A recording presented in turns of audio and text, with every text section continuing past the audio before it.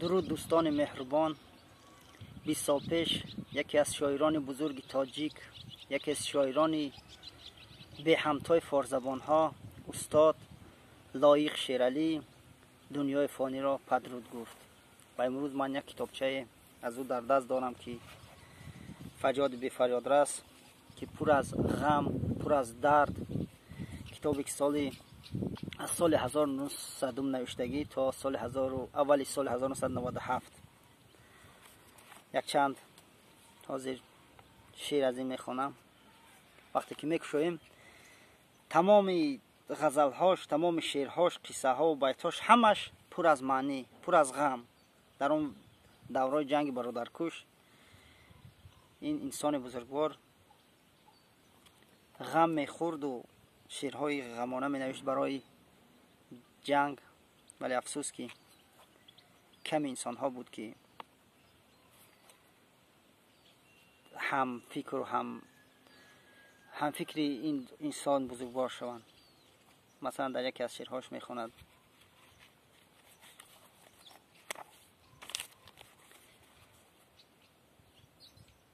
کمان مردان، خدا در سینه هاتون رحم اندازد، کمان در دوش بگذارید، به یاد کشتگان دوش بگذارید. همه شعرهاش پر از معنی. یا که دیگر شعر دیگرش: ریشه من، منشه اجداد من، اصل من، ایراد من، بنیاد من. باز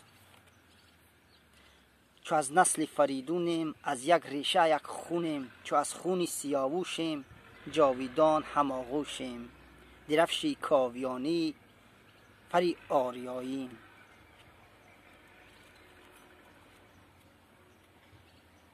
یا که برای صلح تاجیکان میگوید: قریب او این آخری سال 96 نوشت و حالا معلوم بود که صلح میشود بین تاجیکان. در این شعرش میگوید: رحم پروردگار ما آمد، نور حق بر دیار ما آمد، جنگ بنیاد سوز ما بگذشت، صلح بنیاد کاری ما آمد. زندگی سختتر ز مردگی بود، هاتف زنده‌داری ما آمد. کوی برزند پر از گدایان بود، کوی برزند پر از گدایان بود، فرصت شاهکاری ما آمد. پیر کنعانا چشم تو روشن، یوسفی دلفگاری ما آمد.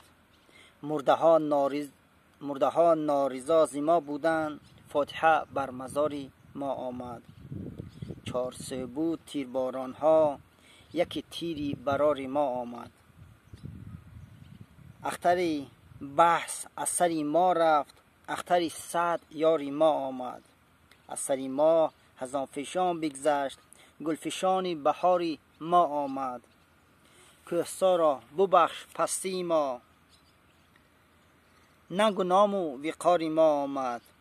حال زار و نزاری ما بگذشت، وقت جود و نثاری ما آمد.